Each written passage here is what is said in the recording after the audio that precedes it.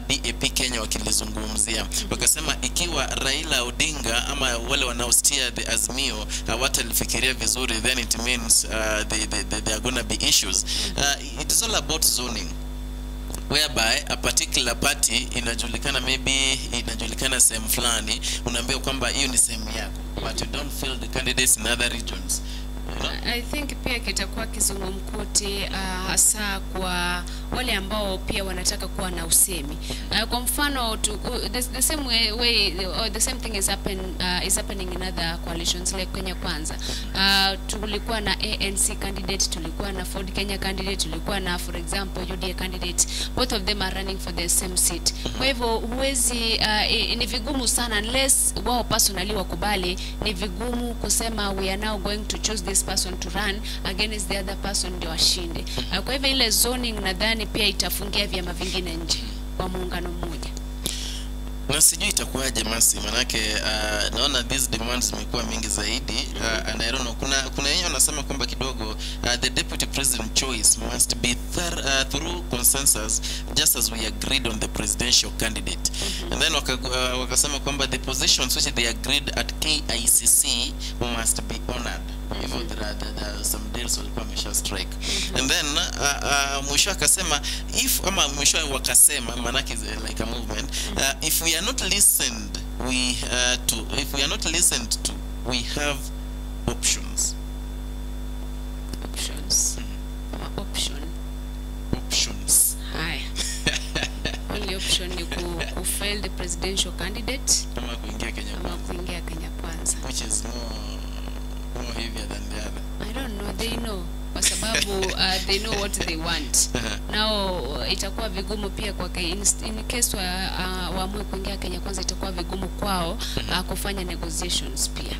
So like we've been saying, wao kuingia AZIMIO la umoja, you know, they said like the other party they don't see any future in the other coalitions, you know.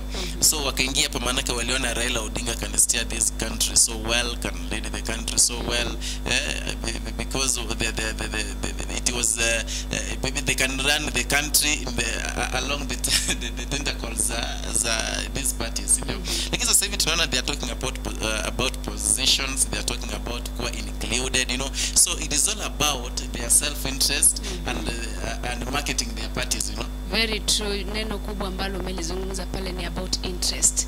Ndio watazungumza haya maneno mengine just to pass, but what do they want as maendeleo chap as DAP Kenya as NAC? What do they want? They want something. Kwa hivyo kuja kusema fulani atakuwa rais mzuri, fulani atafanya hivi na hivi, it's just by the way because they want to kuleta akili ya mwananchi karibu na what they are saying.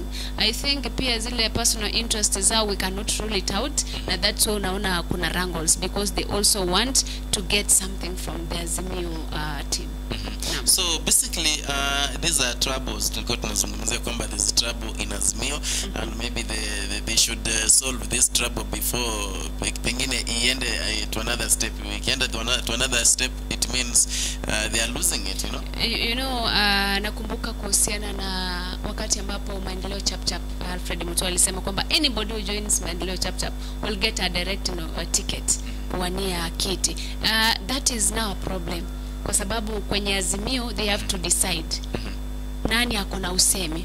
Napata kwamba wengi ambao wako ODM na Jubilee wako na usemi. Kwa hivyo utapata kwamba wale ambao wanawania kwa hivi viti vingine ama vyama vingine huenda wakatupwa nje kuhusiana na ile zoning ambao ulizungumza. Kwa hivyo what is the point ya kujoin AZIMIO ama Kenya Kwanza ama muungano wote if you don't have candidates running for various positions ili ukuje kuwa na bargaining power pale mbele?